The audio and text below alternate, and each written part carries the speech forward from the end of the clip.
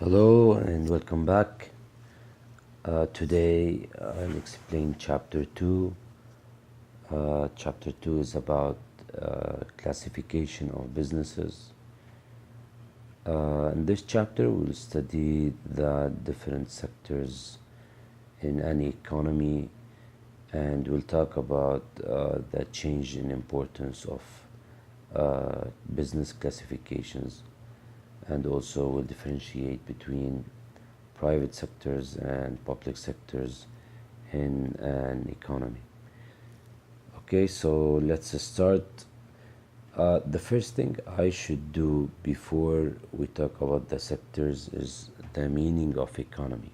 So I have to know that each country has its own economy, of course, and the economy in general represents the wealth and resources of any country. So all the things that the country produce, from goods and services, we call them an economy. In any economy, businesses are classified into three sectors: the primary sector, the secondary sector, and the tertiary sector. So to differentiate between these three sectors, we can see this diagram here. So when I say primary sector, I mean the sector of extraction of natural resources. It's the sector that produce raw materials to be used by other sectors. When I say secondary sector, I mean the production of goods. It's the manufacturing sector. So this sector will use raw materials produced by the primary sector and manufacture them. And the last sector is called tertiary sector, or the service sector. This sector includes retailing, like selling the goods manufactured in the secondary sector, and services, banks, transport, tourism, education, and all these. So as you notice, we have three sectors in the economy: so the primary, secondary, and tertiary sector. Now let's apply and understand the three sectors of the economy by solving this exercise. So here they're asking you to classify these businesses and say if the business is in the primary sector of industry, or secondary sector, or tertiary sector. So when I say insurance businesses, as you know, they are service businesses. So they are not in the primary because they don't involve extraction of natural resources. They are not in the secondary because it's not about manufacturing of goods. They are in the tertiary sector, the service sector. Forestry, as you know, it's cutting wood, so it's extraction of natural resources. It's in the primary sector. Coal mining as well, it's in the primary sector. Computer assembly is in secondary sector because it's manufacturing of computers. Travel agent is tertiary sector because it's a service sector. Bakery, it's a secondary sector, making bread. And the last one, which is car showroom, it's in the tertiary sector. So as you notice, businesses will be in different sectors, and of course each economy has the three sectors, but the importance of a sector will be more than other sector in different countries. So we have to differentiate between two types of countries. So it's important to talk about the types of countries. If you see the map here, we can see the developed countries and developing countries. Why it's important to differentiate between the two words? Because the importance of any sector will be different in depending on the country. So when I say a developing country, I'm talking about countries where the manufacturing sector is growing. It's recently established. So you notice that most people live in poor areas. They have low income. They have a little demand for services like hotels and insurance, right? So you see that the primary sector and secondary sector, they will be stronger than the tertiary sector. So let's say Brazil, for example. However, when I say developed country, I'm talking about a country which has a very successful manufacturing sector, and their tertiary sector is growing. And of course, most of the people live in big cities and they have very good standards of living and high income. So the two countries, or the different types of countries, uh, is important here, because if I want to see if there's any country, for example, Saudi Arabia, if I want to see the importance of a sector in any country, I have to see the output produced by the sector and the number of employees employed or working in the sector.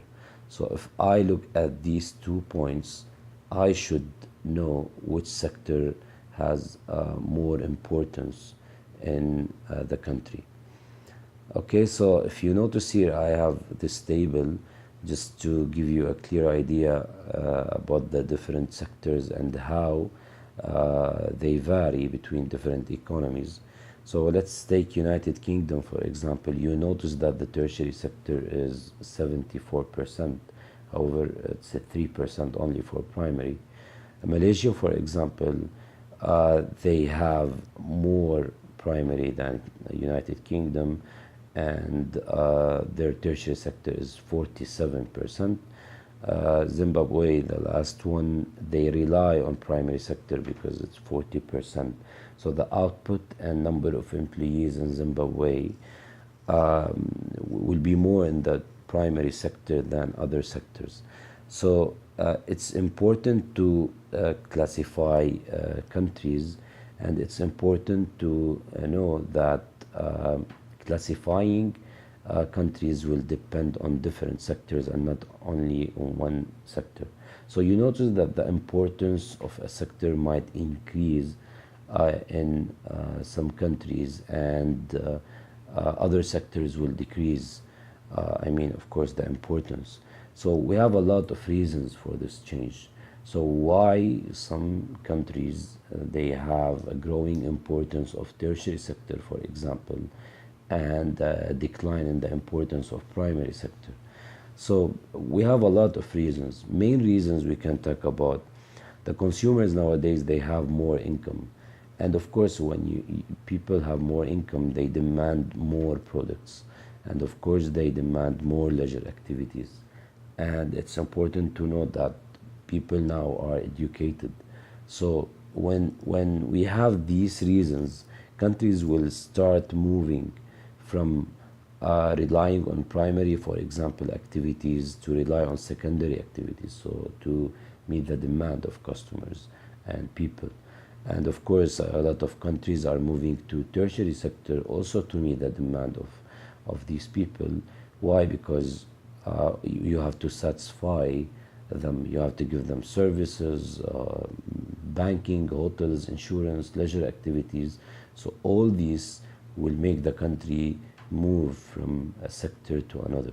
So the importance of the sectors, or let's say the classification, will be different, and we have a lot of reasons why a sector in a certain country will have an importance more than other sector. it's also important to differentiate between two uh, sectors in an economy or in a country. If you hear the word a private sector business, we are talking about businesses owned by private individuals. These people who want to make profit, want to make money. However, when I talk about public sector, I'm talking about organizations owned and controlled by the government. So, of course, if they are owned and controlled by the government, then the government will provide services to people, and the profit will not be the main objective. So, if you notice in the private sector, the main target is to make profit. So, when you produce goods and services, these goods and services should be suitable for these people, because at the of course you want their profit, so, and you want their money, so you want to make profit. That's why you have to produce goods and services that consumers really want. However, in public sector, it's different. The decisions are taken by the government. Services are usually provided, and they are affordable, and they are accessible by everyone. Sometimes they are free of charge. So we can take two examples. Let's say private sector, for example, a restaurant owned by a private individual. So this individual has a target, which is profit. So they will provide the best services, and they produce the best goods to satisfy consumers. However, in the public sector, let's say public hospital, the target is not to make profit. The target is to satisfy people and give them the service. Now, I want to explain something in your book, which is called mixed economy. In the syllabus, it's not required. After the year 2015, it was eliminated. But I have to know the meaning of mixed economy. When I say first types of economy, I'm talking about three types. One is called the free market economy, and one is called command economy, and one is called mixed economy.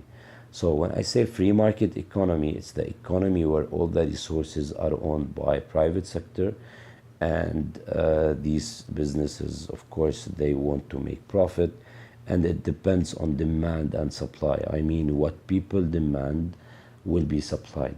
So this is the free market economy, totally controlled by private individuals.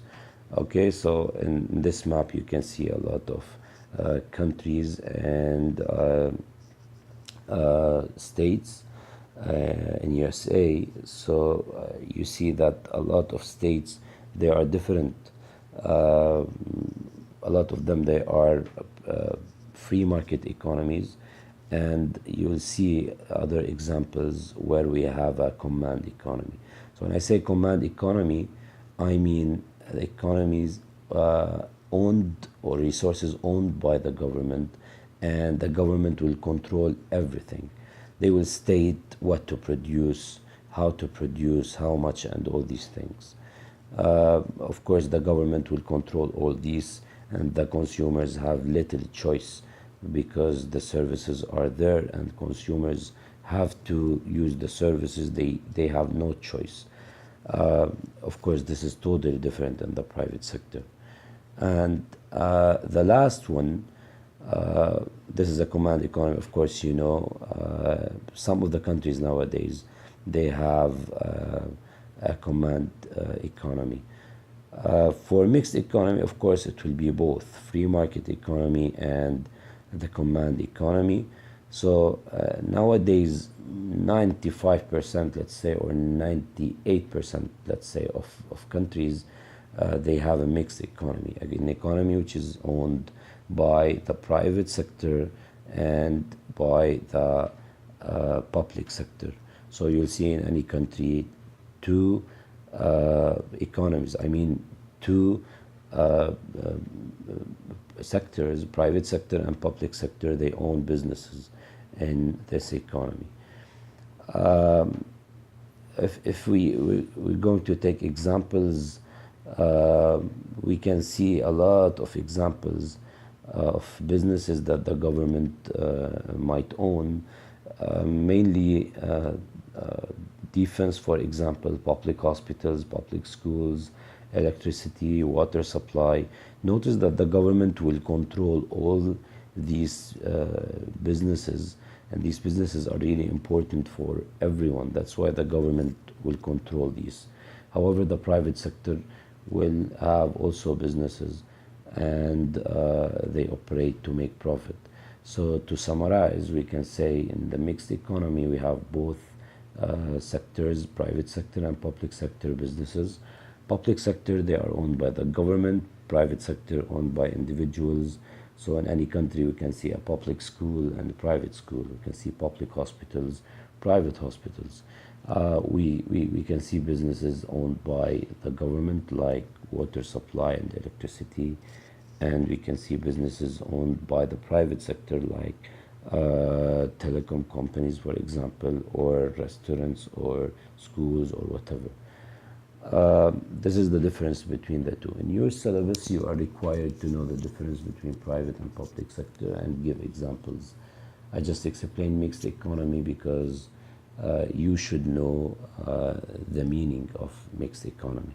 So in your syllabus for chapter 2, it's important to know the meaning of primary, secondary, and tertiary sector, of course, and it's important to know the examples on each sector, and I should know the private and public sector in your syllabus and in the exams. The past papers, they usually ask about these points. Okay, so that's it for chapter 2. Looking forward to see your comments, and of course if you have any questions I will be ready to answer them. Thank you for listening, and see you soon in chapter 3.